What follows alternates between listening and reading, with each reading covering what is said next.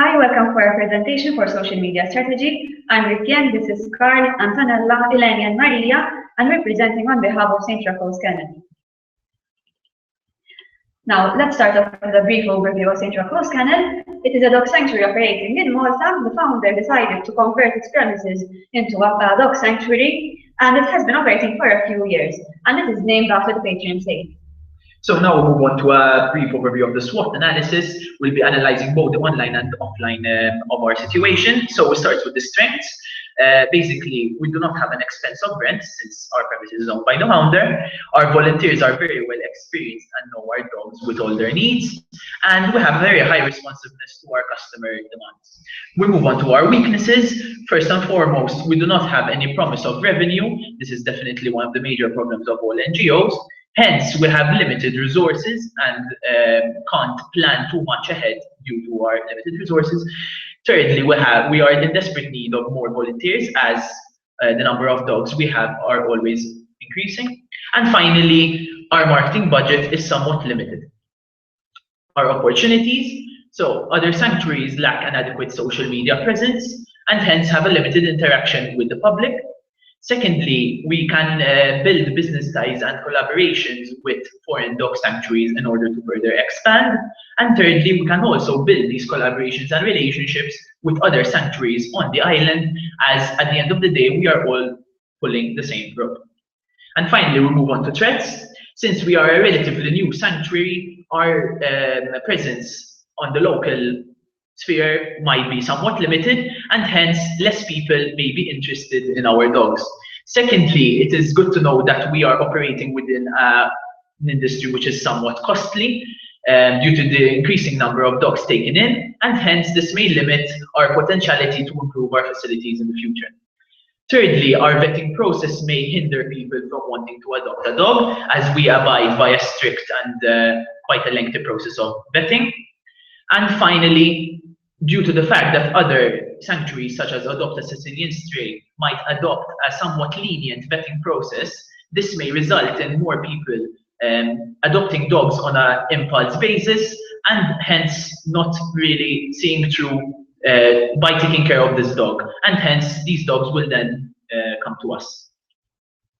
With regards to competition, the following are various NGOs that have been identified as potential competition: SPCA Malta and Gozo, AAA Association for Abandoned Animals Malta, Island Sanctuary, Noah's Ark Malta, and Adopt a Sicilian Stray. Continuing on to the online listening system, SPCA used Facebook to post pictures, videos, informational events, interesting articles, and more. They have many positive comments on their Facebook page, and they also use Twitter, but they only have 9 followers.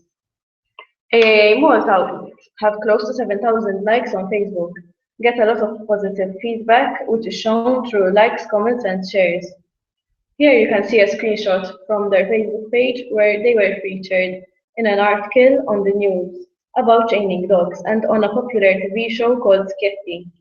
This generated 500 shares on Facebook. Island Sanctuary are against promoting their dogs on social media. However, they have a well-managed website. Noah's Ark main social media tool is Facebook, and they also created a Facebook group called Support Noah's Ark Sanctuary.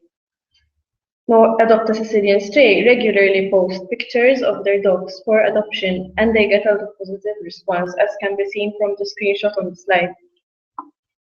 Now, given the fact that this is a fictitious organization, we'll have to take a few assumptions. First of all, the assumption that we took was the fact that part of their marketing strategy, they only used Facebook. There was actually no strategy in place.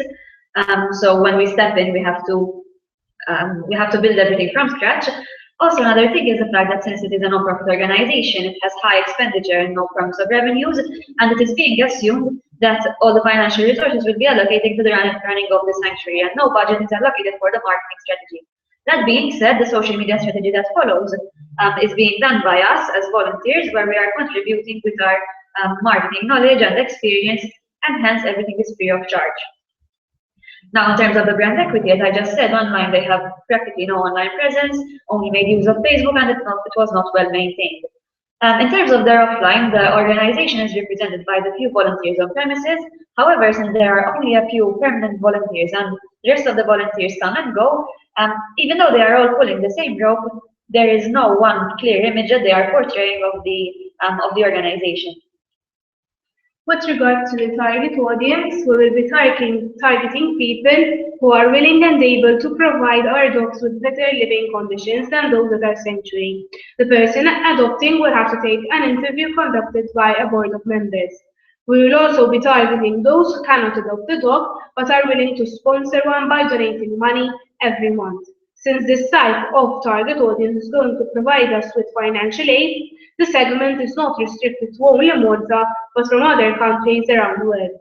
Studies show that the most popular platform used by adults is Facebook, and therefore we think that our customers will mostly engage on this platform.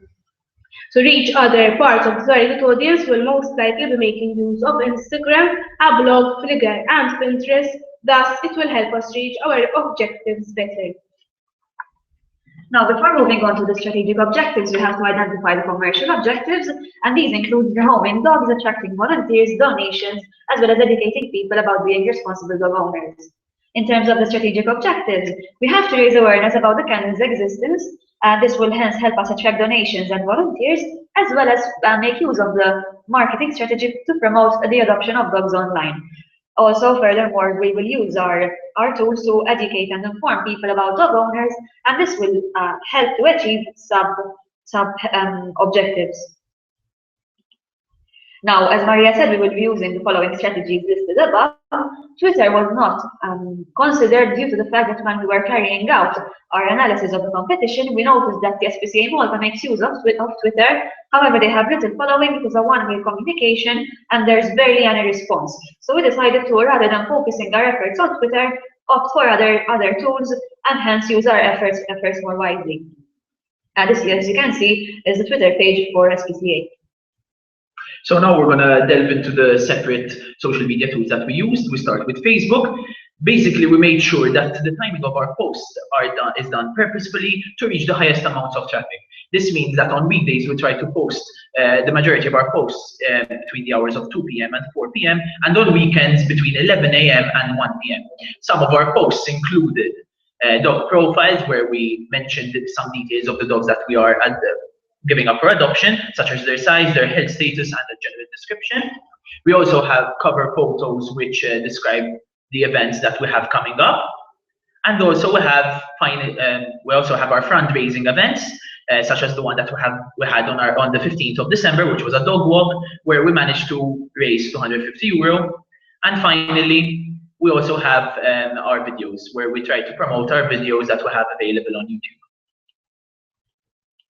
So now we move on to the analytics of Facebook. So we have a total of 207 likes within a time frame of a month and a half. Interestingly enough, we saw these upward trends in likes fluctuating between the dates of 11th, 19th, 21st, and 24th. And our most liked posts included the adoption posts. We move on to demographic analysis. The majority of our likes stem from the 18 to 24-year-old bracket, where 61% of them are women and 38% of them are men. We also had a reach on an international basis, reaching likes from the UK, Montenegro, Hungary, and Bangladesh. So, with regards to comments or improvements, we believe that Facebook can be improved by using sponsored ads. We can post in a more timely and structured manner at different peak times. We can create more discussions in order to get our followers more involved and maybe promote our blog more through our Facebook page. Now, another tool that was used was the blog. A blog was used to substitute the website, so whatever you want to know about the sanctuary could be found through our blog.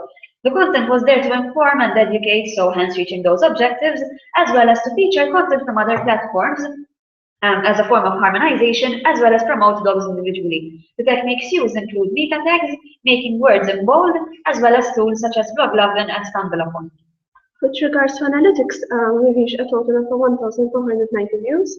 The most popular post was neutering your dog post and a dog for life, not just for Christmas. This could be explained due to them being globally interesting and also benefiting from our increased following.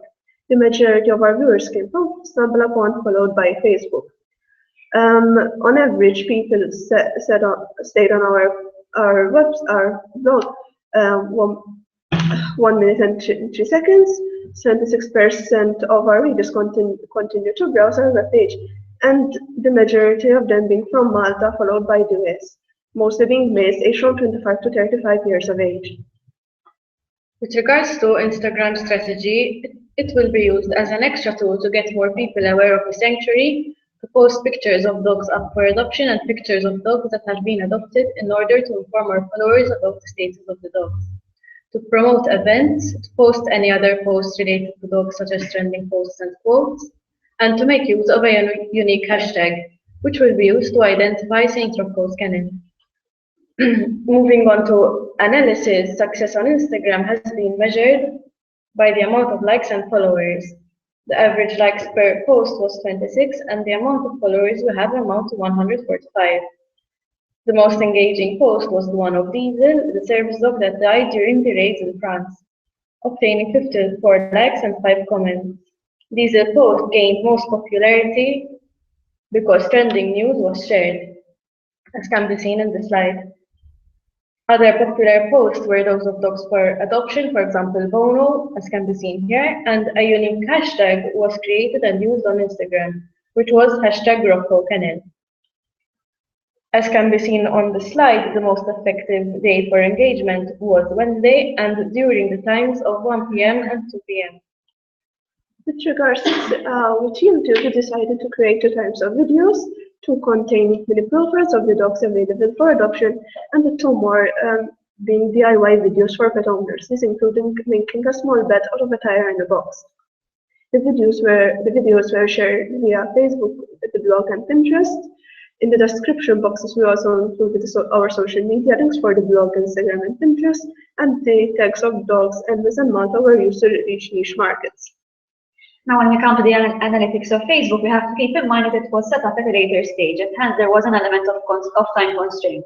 The demographics of the viewers on YouTube were similar to those of Facebook, and this is confirmed by the fact that Facebook was a major source of traffic.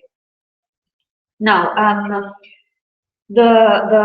given the fact that the number of followers on Facebook amounts to 207 viewers, and the number of views on YouTube were 191, the amount of views reached was relatively high and satisfactory. However, the percentage of view was of only 50%, and questions arise as to whether the message was conveyed and whether the video was effective.